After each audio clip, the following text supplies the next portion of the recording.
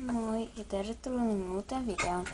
Tänään minä esittelen teille minun uusimman pikkupetsin, jonka olen saanut vähän aikaa sitten tänä taustalla. Olen saanut sen idean LPS Samarilta ja minä näytän sen videon lopussa tässä. No niin, aloitetaan. Okei, tässä se on. Kuten näette, eikö ole ihana? Oho. Eli se on tämmöinen ihan peruspikkupetsi. Tai en tiedä perus. Mutta tämmöinen. Sitten on tämä kuppi. Siirrytäänpäs tätä, ettei tämä kaavu uudestaan. Vaikka tuonne. No niin, eli tämä kuppi. Se on tämmöinen ja tässä on tämä kala. Sen saa irroitettua. Näin.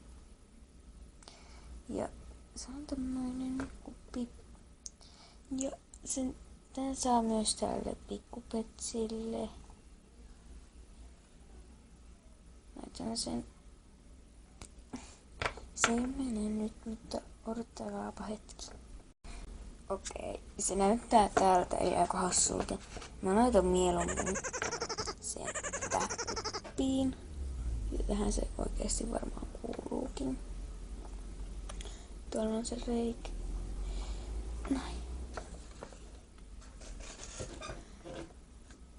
Joo, ja anteeksi taustaäänet, jos ne kuuluu videolla.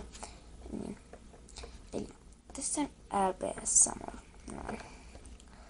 Ja niin. Eli kyselkää minulta juttuja, koska teen niin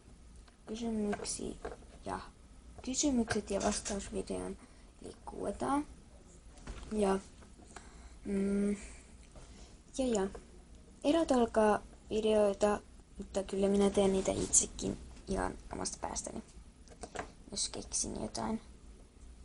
Ja jos ei ole tullut videoita, se johtuu siitä, että tämä minun kanavani meni jotenkin sellaiseen tilaan, että minä en saanut tehtyä videoita, kuten varmaan huomasitte.